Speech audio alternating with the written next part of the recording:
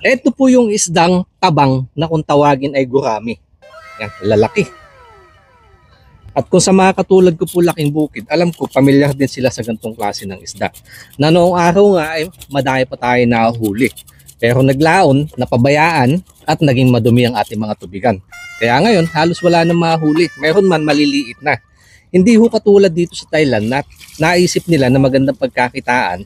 Kaya pinaparami na din nila, kaya niyang supplyan yung pangangailangan ng pamilihan. Katulad nga ho nito, nabili ko 150 baht, 1 kilo or 220 naman kung i-convert natin sa peso. Ang ganda ng presyo, di ba? Kaya kung makikita nyo, lalaki na din na sukat nila. At marahil nga, marami sa ating mga kanayon ang matagal ng panahon nung huli pa nila ito matikman. At dahil nga ganito yung mga kinalakihan ng aking palasa, hindi ko na pinalampas nung makita ko sa palengke kaninang umaga. Pagkatapos ko itong malinisan, lulutuin ko lang po sa palayok para makulob ang lasa. Nilagyan ko lang ito ng ginayat kong taba ng baboy bilang pinakamantika at upang hindi kumapit yung isda. At saka ko naman sinangkapan ng spring onion at madaming luya. Sunod naman yung pangpaasim na bunga ng sampalok. Sinamahan ko na din na siling haba at saka paminta. Ayos na nga yan. Pero katulad nga na lagi ko sinasabi, hindi pwedeng walang gulay. Kaya nagdagdag lang ako ng sigarilyas at yung pinaghugasan ng bigas bilang pinakasabaw. Saka pampaalat na patis at kalahating shrimp cubes na pampalasa. Nagdagdag lang ako ng suka pang balanse naman ng lasa. Saka ko ito isinalang at dahil gumamit ako ng isdang gurami, saka ko siya niluto sa putahin na kung tawagin ay pangat. Kaya tatawagin ko itong guram pingat. Na ibig sabihin magandang babae sa amin local dialect na Ilocano. Pero Makate. Paalala po sa mga nakakaintindi ng salitang yan, ang gurampingat po ay inuulam, hindi po siya inuugali. Saka ko lang naman ito binalikan at dahil nga isang mabilisang kululang yan, kaya agad ako naglabas para malamigan. Ayos, sumakto tayo para sa pananghalian. Nais ho namin balik Ama, pasalamat sa patuloy na biyahe pinagkakalubo sa amin. Nilalapit ko na ito'y basbasan upang sa ganun magsilbing lakas sa aking pangatawan at magamit sa pang-araw-araw. In Jesus' name, Amen. Paalala po sa mga nakakaintindi ng salitang yan, ang gurampingat po ay inuulam, hindi po siya inuugali. Mga anay, magantayo na po.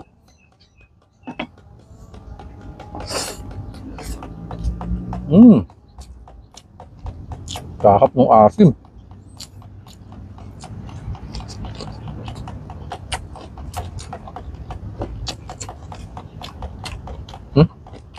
Ang laki ng itlog.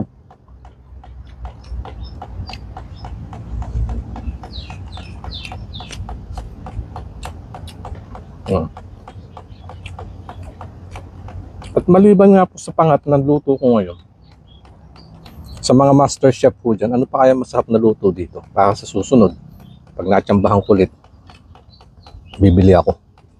Sa ibang paraan naman ng pagluluto, pa-comment lang po below para magawan ko ng video.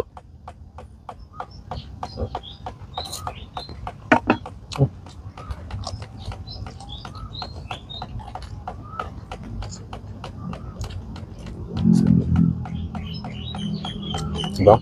Kapal na ng laman. Pinapadami na kasi sagana na sa pakain, kaya ako ganyan.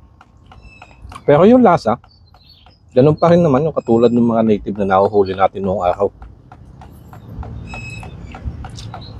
Malambot yung laman.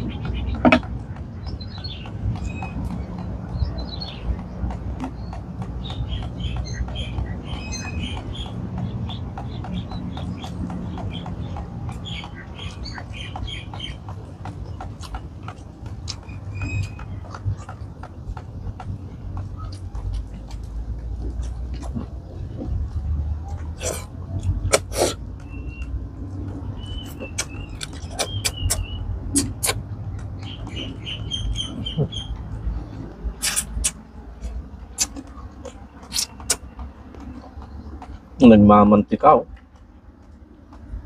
Ito sa nilagay natin taba ng baboy. Ay, nakalimutan kong kumuha. Wala pala ako nilagay ng taba.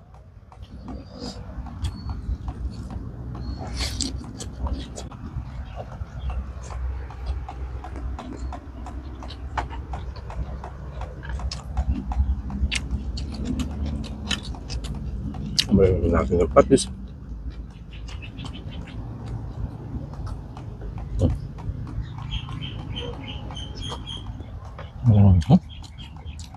To the hagod na yan.